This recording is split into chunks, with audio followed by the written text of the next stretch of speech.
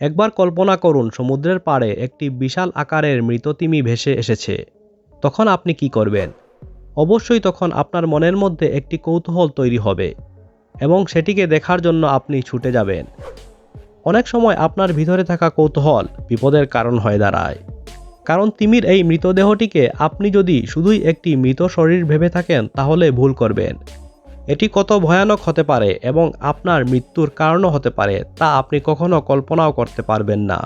আজকের এই ভিডিওটি ইন্টারেস্টিং হতে চলেছে, তাই ভিডিওটি শেষ পর্যন্ত দেখবেন।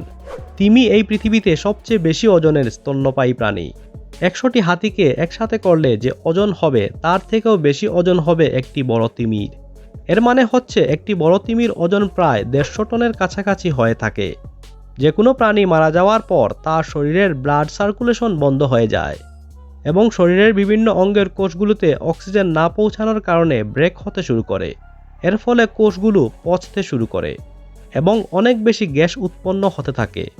এখন আমরা তিমির কথা যদি বলি, তিমি মারা যাওয়ার পরে তার শরীরের ভেতরে মজুদ ব্যাকটেরিয়ার কারণে টিস্যুস আর বডি সেলস ডিকম্পোজ হয়ে যায়। এই ডিকম্পোজ হওয়ার কারণেই গাজন এবং পচন প্রক্রিয়া শুরু হয়ে যায়। এর ফলে শরীরের ইন্টারনাল অর্গান পচতে থাকে এবং দুর্গন্ধযুক্ত গ্যাস উৎপাদন হতে শুরু করে। এই গ্যাসে কার্বন ডাই অক্সাইড, মিথেন এবং নাইট্রোজেন থাকে এবং এই গ্যাসে অনেক বেশি দুর্গন্ধ থাকে। তিমির শরীরের ভিতরে এই গ্যাসের কারণে তিমির শরীর বেলুনের মতো ফুলতে শুরু করে এবং পানিতে ভাসতে ভাসতে সমুদ্র সৈকতে এসে পৌঁছায়। মৃত মানুষ এবং মৃত তিমির মধ্যে অনেক বড় পার্থক্য রয়েছে। তিমির বডিতে এই গ্যাসের কারণে ইন্টারনাল প্রেসার বেড়ে যায় এবং তিমির শরীর বেলুনের মতো ফুলতে থাকে এবং অবশেষে তা বাস্ট হয়ে যায়। তখন এত বড় বিস্ফোরণ ঘটে যে এই বিস্ফোরণের সময় আশেপাশে যদি কোনো মানুষ উপস্থিত থাকে তাহলে সেও মারা যাবে। এখন আপনাদের মনে এই প্রশ্নটি আসতেই পারে, তিমি যদি মারা যাওয়ার পর বাস্ট হয়ে যায় তাহলে মানুষ মারা যাওয়ার পরে কেন বাস্ট হয় না? এর কারণ হচ্ছে তিমির চামড়া অনেক মোটা হয়ে থাকে। এর ফলে তিমির শরীরের ভেতরে থাকা গ্যাস বের হতে পারে না। এর ফলে মৃত তিমির শরীরের ভিতরে গ্যাস বাড়তে বাড়তে একসময় অনেক বড় বিস্ফোরণ হয়। এই বিস্ফোরণ থেকে বাঁচতে হলে তিমির শরীরের ভিতরে থাকা গ্যাস বের করতে হবে। সেই গ্যাস তিমির মুখ দিয়ে অথবা তিমির শরীরে ছোট ছিদ্র করে তা বের করা যেতে পারে। তবে যে ব্যক্তি তিমির শরীরে ছিদ্র করবে তার জন্য এই কাজটি করা বিপজ্জনক হতে পারে।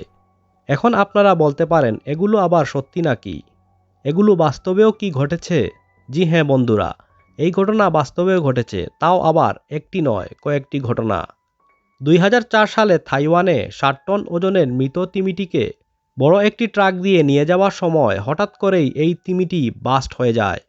এর বিস্ফোরণ এত তেজ ছিল যে তিমির মাংসের টুকরো 70 কিলোমিটার প্রতি ঘন্টা স্পিডে আশেপাশে 30 মিটার এরিয়া পর্যন্ত যায়। আশেপাশের অনেক লোক আহত হয়েছিল। বিল্ডিংস এবং গাড়িগুলোর অনেক ক্ষতি হয়েছিল।